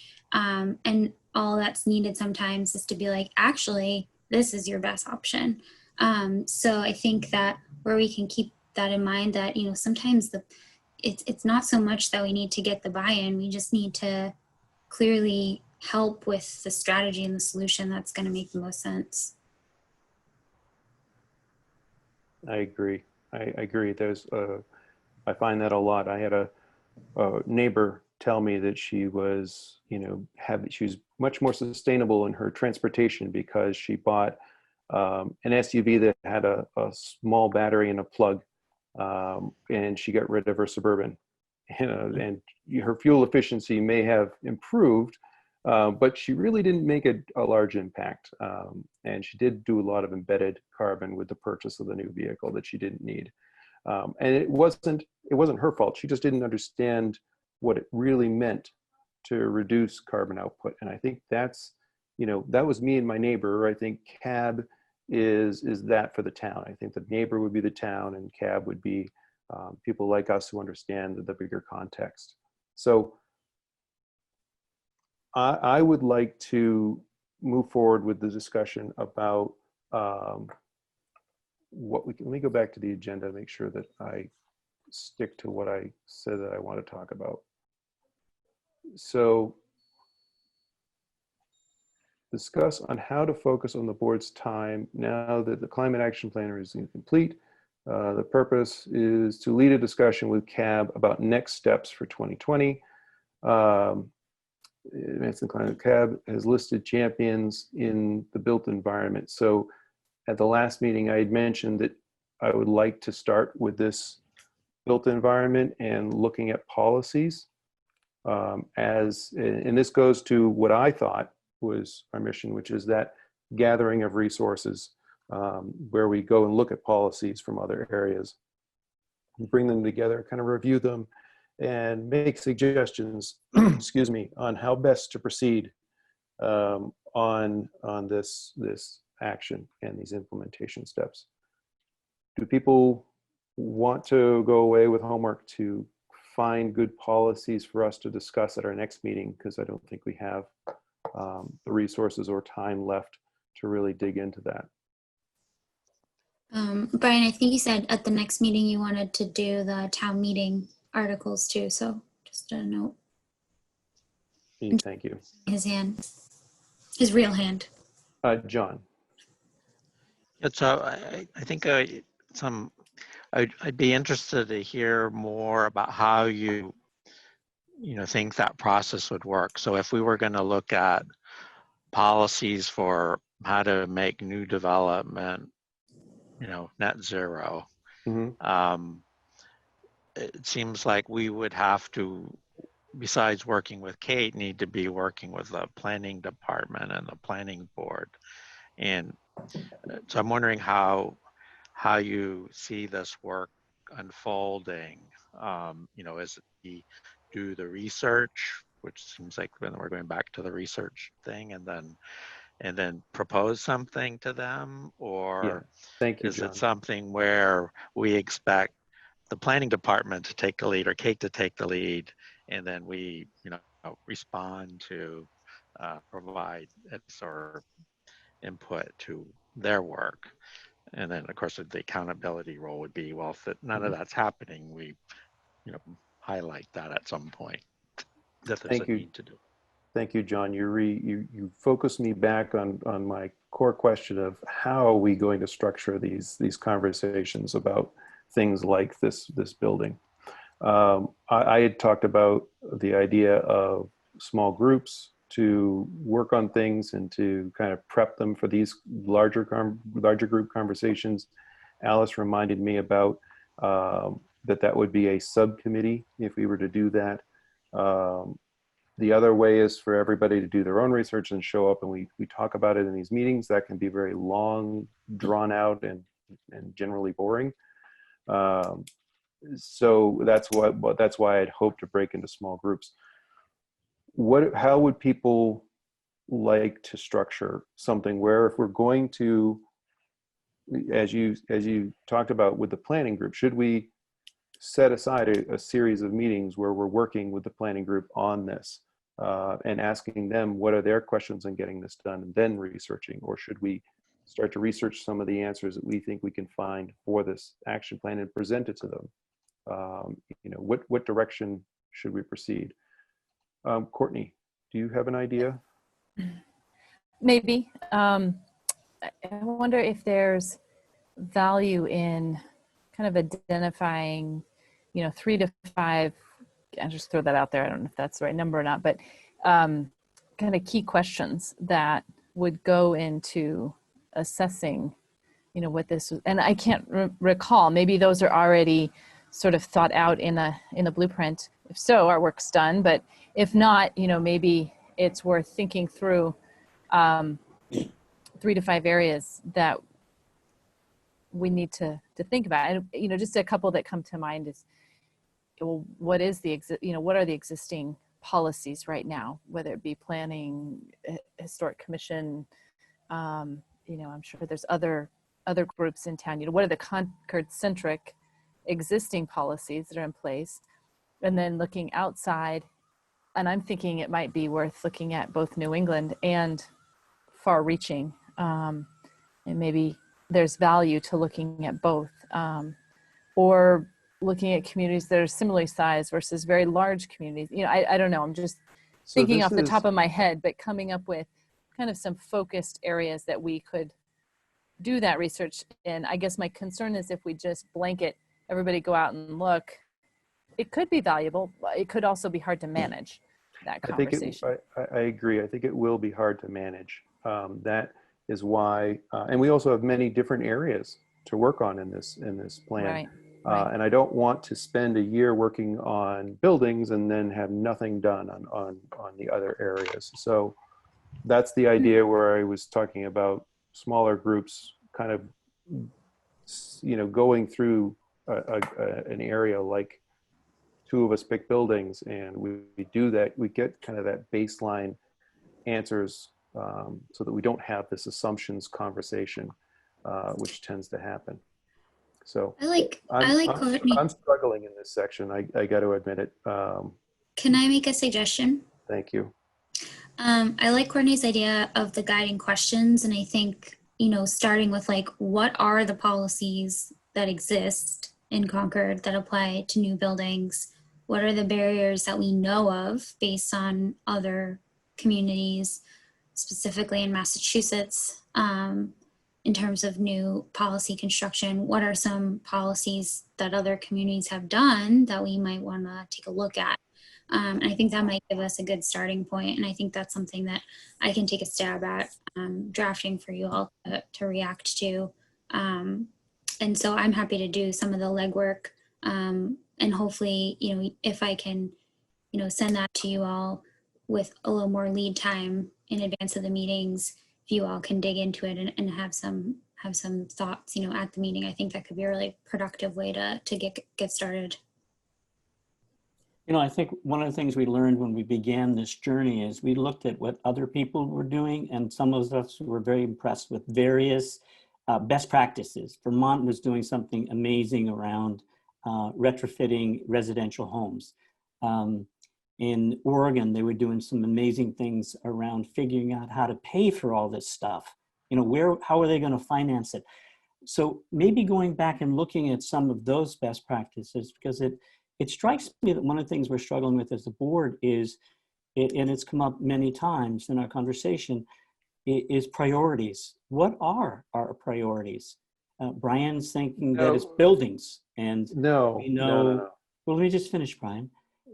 That our priorities, the 22 action plans that we've identified that are clearly articulated in the blueprints, are all 22 of those things that we should focus on, or is there a subset within those that, you know, my personal bias is greenhouse gas reductions, right?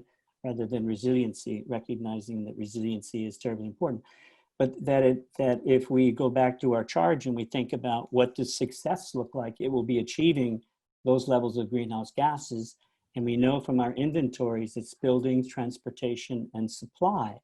And maybe we refocus a little bit to take the very best of what we've identified so far, looking at some, Kate, what you were suggesting is some of the policy, bylaws, and other tactics that other communities have used, and then narrow what it is we as a board are going to try to take on, because we can become very scattered with many priorities without really achieving deeply something within 1, 2, or 3. Well, and Michael, my perspective is that the 22 actions in the plan are the priorities that we've gone through that process. That's why they're in the plan. This particular action around policies for new buildings is the one where CAB is identified as a champion. So to me, that seemed like an obvious first place to start. Of course, the board can discuss if there are other actions that you want to dive into. But I think you're right. It would be easy to start being kind of spread thinly between a lot of different actions, especially only meeting once a month. Yeah. You know, just everyone's time commitment. So that's why I suggested that we start digging into this action, because it's the one where CAB is listed as a champion. And it's buildings, which is where we already know is pretty fruitful. Warren? Oh, you're muted. Yes, sorry. I think we should be moving on 2 tracks. One is to move on this buildings track, which is clearly identified as a role for us. But the second is we should at the same time be moving to actually understand the implications of this plan that's now been written. There are these 22 priority actions, but which of them are going to be easy to implement? Which of them do the champions feel like they have a good handle on and they don't need any help and they're going to be on autopilot? And which of them are going to be a really heavy lift and the folks identified in the plans as champions really going to need a lot of assistance from us, from the town, and from others? And so in some ways, I would like to see us divide up the 22 actions, each person take 1 or 2 and find out about them and be able to write a paragraph about what's the status of that. Do we have to be paying attention to it, or is it on autopilot and there's not a big role for our board on it? I think that's a great idea. Yeah, and I would say, like, I probably have a good sense of that for most of them, but can certainly go through and make that clear, right? You know, and circle back. That's been my thinking with implementation, and what's next is for me to reconnect with all these champions, right? Since developing these blueprints, and say, okay, now it's done. Here's the blueprint. Here's what we said we were going to do. Let's refresh and make a plan and look at these timeframes. And what do you need to get started? Are there financial resources you need, time, resources? So I think those are the right questions, Warren, in terms of. Yeah. So if you're able to provide that information and provide it to this committee, and we don't have to, and you know that information already, that's great, but it would be good if you could provide that sort of report to this committee at some point, and then we would know which are the places where there are still gaps and where there's a potential role for us. Yep, definitely. Brian, That's a good idea. On the time. I agree. Yeah. Oh, thank you, Jake. So, Kate, would you be able to help organize where you feel CAB could make the biggest impact for our next meeting based on the need expressed by the municipal team? I can get started on it. It might take me a little bit of time to get the kind of level of detail, but if not the next meeting, then definitely September. All right. I don't think we're ready to go beyond that, but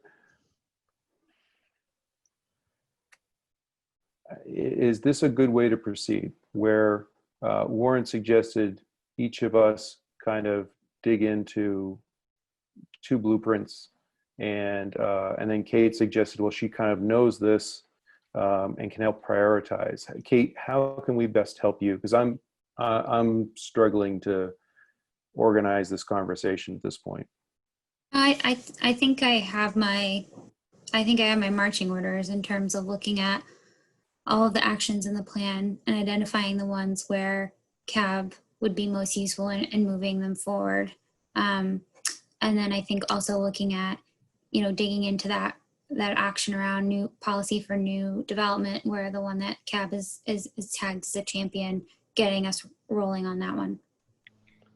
Kate, do you think you could share feedback on the actions earlier so that if folks wanted to dig into the areas where you felt like there's going to need more support, we could maybe do that before the next meeting? Or do you think that you may not be able to get to that? I don't want to overcommit only because it's the summer and I'll need to connect with other town staff. So, Okay. But I'll do my best to that. That's been my plan for next steps for moving this forward anyway. So top of the list. Just one, I think this is fine.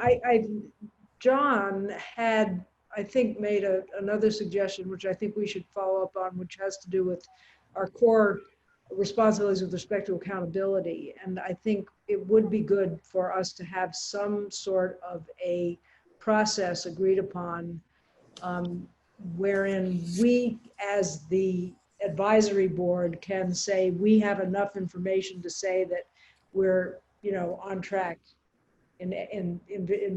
from a kind of, if not 30,000 foot, 10 or 20,000 foot level, that we think we're moving ahead as we should, with the key metrics and the key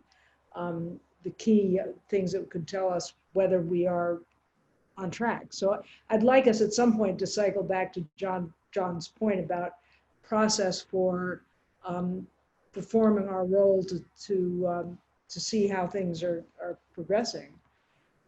So more of a accountability at the level of ensuring that our inventory, our greenhouse gas inventory, continues to reduce at the percentage rate of that 3.5% that we've targeted. But I think that's part of it. I have not thought about this very much, but I do think that we need to think about it. And I think the reduction of greenhouse gases is a key one. John maybe can. I mean, I think it's important to do some kind of annual review, and the town's not going to do the emissions inventory every year because you can't. Right. So there have to be some surrogate, indicators. I think, our energy consumption, I assume we can get that. And there'd be other indicators like that. And then there's also just programmatic progress, are the priorities and are the actions and the blueprints moving forward at all? What's the status of them? John, is your thought that would be a report from the champion departments? Or, I mean, I don't know how that would go, but I guess I think John is. I think that's what we need to. trying to say exactly what should take. I did some of the work doing in Cambridge. We've done annual reports sort of on where we take each action and we rate them on a green light, yellow light, red light status. But there are other ways that could be done, and we also be cognizant of the workload that's involved in pulling that kind of thing together. But That's my big having concern. some kind of format that we expect to do, a year from now, not that we have to start it in August, but we should know where it's going to go so that, just come January, we start thinking about how we'll pull all the information together. I think that would be important to do. I think if we could work to develop something simply, that each, I don't think it's unreasonable to ask the champions of each of the goals to be responsible for that, as long as it's not too cumbersome, and we can think of something that's fairly quick, no more than a half hour to an hour look or something like that. But if they're championing this goal, they should know it pretty quickly and be able to speak to their progress. But I agree with you, John. I think something, that we could do, that would be a help. And I'd be glad to look at some examples of that, and probably you could share what you're doing in Cambridge too. So. And also if the tone with the board, and again, we say these champions, they are the ones that I think ultimately are accountable. It's in our plan, and it's under the indicators. If the tone that we set with them is, how can we help you? And, that's the tone I want to set, but the conversations at this board, every meeting we've gone back to this question of accountability versus we're advisory. And honestly, I'm growing tired of it. I want us to start being productive. And I hesitate to put on the agenda John's idea of outlining how we're going to do accountability, because I think we may end up spending a large amount of time talking about that when we're presenting it on the 20th to the select board, and we're asking them to integrate it into how the town acts, so that we can make it more accountable. And it's really, we're advisory. It's not our role to be the cops. And that is what I don't want us to turn it into. I want us to be what you said, Mike, which is a resource. But maybe accountability is not the best term, but I think the town needs some kind of steering mechanism to see where it's going. And so I think doing some kind of progress report is a way to see, I agree. if we're going in the right direction and we're far enough down the road. And I don't think the idea is to be able to point at other, boards and departments, say you're bad. The idea is to say, well, right. This is where we need to be and we're not there, or highlight where we're making good progress. It's essentially developing a good measurement and evaluation, and it's not meant to be critical. It's just saying, what does success look like, and how do we know we're on the trajectory of that? Yeah. And how can we do it together? Not how can you go ahead and do it, and I'll be the traffic cop to tell you whether you arrived or not, right? Well, I think you also need to, we're all grown-ups, and everybody involved are serious professionals. And I think that it is not, one needn't quake at being, having people working with people to see whether things are happening in the most effective way. So I wouldn't quibble with the terminology, and I don't think anybody is talking about being good cop, bad cop, or anything, Brian. I think I think it's important to have a little bit of, help us all be disciplined, and the advisory board's job is in part to help accomplish that. And I would hope we could present it in a way that doesn't sound like we're, turning people off. I don't know, just doesn't seem like we need to worry too much about that. Especially with you as our leader, because you're very careful. I just want to know, there's a couple hands up, and it's also almost 6 o'clock, so. Right. So Jack, I'm going to let, I'm sorry, Jake. Jake, I didn't look at my notes. Oh, I didn't get through the I was meeting. just going to say we need time for public comments, so I let's was- that's- transition to that's public right. comments. Yep, and Yes. Laura has her hand up, and that's where I'm going. So Laura, if you'd like to give a public comment. Thank you. I just wanted to make sure you didn't forget about public comments. One question that I have, and you'll have to excuse me if I miss something. I was minding baby at the same time. Very Do you cute, have by the any? way. Thank you. Do you have any insight on whether Article 40 is likely to be moved at September 13th? It seems unlikely to me, but I don't know if any of you have insight into the select board's thinking about Article 40. Okay, My so understanding is that there's a pause a little bit, and the select board is going to be very closely aligned or paying attention to what the Attorney General's office comes out with the order, or not order, but response to Brookline. yes, that's on the 21st. I understand. Yeah. Depending on that, I think it's going to, whether they'll put it in the consent calendar, it's hard to say, but I think that'll be an indicator. I would assume that if it's a green light with Brookline, that there'll be a good enough reason to move forward quickly with Concord, but that's just my own speculation. I don't know if Okay, Alice is great. still on. She has better insights.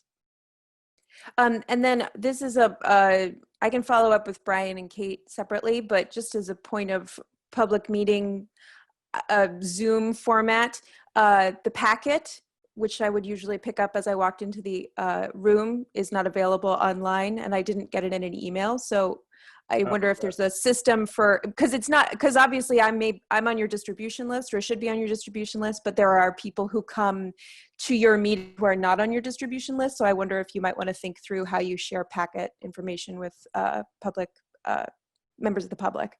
And then the last point, the whole discussion about mission was very interesting. I did want to just share one perspective, which is, in terms of, now I'm so worried I'm going to call you Jack. What Jake is saying about your charter, I was also reading the charter at the same time, and providing strategic direction, I think, is a really important thing to highlight. And the reason I think that it's so important is that there are some super sticky issues in the plan that obviously, even if the champions are 125% behind those implementation steps, they are going to be so hard to wrap their heads around. Like, the town manager can't put everything else on hold to deal with how do we get people out of their cars and onto public transportation and bicycles. Like, that is a huge multifaceted issue that involves infrastructure and culture change and incentives and policies. And so there are some very clear issues that need the attention of a board of experts like this one. The other one is, how do we retrofit existing buildings? And, we've had this intern last summer who dealt with, the commercial sector. The slide today said 28% of our emissions comes from the commercial sector. And how do you get businesses to retrofit their buildings and change their operating practices? And what is the combination of incentives and policies that make that happen? Those are all incredibly challenging issues that everyone globally is struggling with. And so I think that those are three areas that I really hope come up to the top of your priority list as soon as possible. I understand that this board is charged with policies for new buildings. And obviously, as somebody who's been working on Article 40, I'm all for that. But the one thing that I'll say about that is that, there seem to be limited avenues to success in that area. We've got Article 40, the Attorney General is going to, bring out their decision, her decision on the 21st. And other than that, we have the net zero stretch code, two pathways to that. Either BBRS gets their act together and they pass it, or the legislature passes the bill that's sitting in the legislature, which seems unlikely. But besides that, I'd love to discover if there are other avenues for that. But considering that new stock is such a small percentage of the housing stock in Concord, I really hope that this board would dig into those really meaty, really complicated, most impactful sectors first. Great. Thank you, Laura. Now I see Alice has her virtual hand raised. Okay, hi there. let's see if I can also do that. Give me 1 second. Okay. So I think that what I'm hearing from the discussion of the meeting is that maybe there's a need for a different committee. I hear that there are some people who want to get down to the nitty gritty, getting into the weeds, developing the white papers, doing the research, and maybe there's a need for that. And you might think about proposing a different structure. One that is the advisory capacity is the one that some people feel like is the reason for this committee to be informed. But if Kate is saying she needs assistance with a number of deep dive issues, that's an opportunity to think about whether a different committee should be established. I know the select board doesn't want to do multiple committees, but if this isn't the right group to give Kate what she wants or what she needs immediately, but is good on the big long-term picture, there may be a need for two different committees, different groups doing the work. That's just one thought. So you're right about Article 40. A decision by the AG's office will probably inform us where and if the article moves this fall, and we'll stay on top of that. I had a question about, a great discussion on the historic district, so I really appreciate that. Its time has come. Having been the liaison to the HDC for 6 years, I've watched the issue of solar in the historic district come and go, and it's pitiful. But I'm curious about this, the MVP grant, and what resources will be needed to do the action grant, developing the action plan. Kate, will you have enough with your current resources? Does this come with money to hire a consultant? What do you get out of having received a grant? I just want to make sure that you've got a very full plate right now in figuring out the next steps on the climate action strategy. And if you are diverted to an MVP action plan, I'm just wondering what resources you have to devote and who else you have to work with you on it. Good question. So it's an MVP action grant. And so the grant, that's just the program that the state runs for municipal vulnerability preparedness.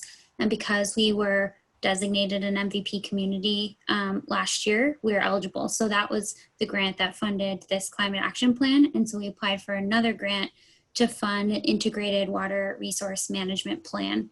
And that mostly will be led by Public Works and the Water and Sewer Division, and be a partnership with a lot of town departments. So I played a role in putting together the grant application because I've gone through the process before, and will obviously be involved in that project if we get funded, but primarily will be led by other staff members. Good to hear. I'm glad, because it can be another whole resource drain if you don't have the adequate resources and other responsibilities. Mm-hmm. Okay, Yep. Thank you. Yeah, I would echo that Kate doesn't have a lot of resources to dig into for all that she does. I've met with her enough to know what's on her plate, and she doesn't have a staff. She doesn't, she does a lot. And whenever I hear about the accountability or the reporting or things like that, I worry about this board creating more work that may not be directly linked to actions, but might be more of answering questions about where are we. And if we keep checking in where we are, but we don't move anywhere, it's kind of pointless. So that's always been one of my concerns. And I would love for this committee to tell the town that she needs staff and to start to budget and plan for headcount, but she always tells me to hold off on that and so forth. But that's a discussion we've had many times. Well, wait, why not? That to me, if the town committed to Article 51 and you know that it costs more than the town has devoted to it, I think it is something that we should raise. I mean, that's one of the reasons I sort of object to the idea of, using volunteers to come up with data and stuff when a town of this kind who's made the commitment to greenhouse gas reduction should be paying for it. So I think at some point it is probably a useful thing for us to work with Kate to see what Kate needs to get the job done. And it may be, maybe the town needs to hear about that. And if it wants to say no, it has a choice to do that. But I think that's important. And the other thing, just before, I know we're over, but we're also in the world of COVID too. So I wonder if our committee at some point, our board should maybe look at whether some of the things that we're thinking about are going to be influenced by the world we presently live in, which is going to be with us, I think, for a while. So anyway. Great. Well, we are over, and I have some scallops I can smell that are ready for me to go off to go and see the family. So I would like to request a motion to adjourn. Warren, would you like to give a motion? Yes, I move that we adjourn. And can I get a raise a hand for a second? We I got see a lot of plenty. takers there. All right. A quick roll call for adjournment. Mike, how do you vote? Adjourn. Warren? Yes. Pam? Yep. Courtney? Yes. John? Yes. Jake? Yeah. Please. Brian? Yes. Great. All right. Thank you all very much for coming. Okay. All right. Thanks, Thank you. everyone. Thanks, Hey, guys. Good night. Take care.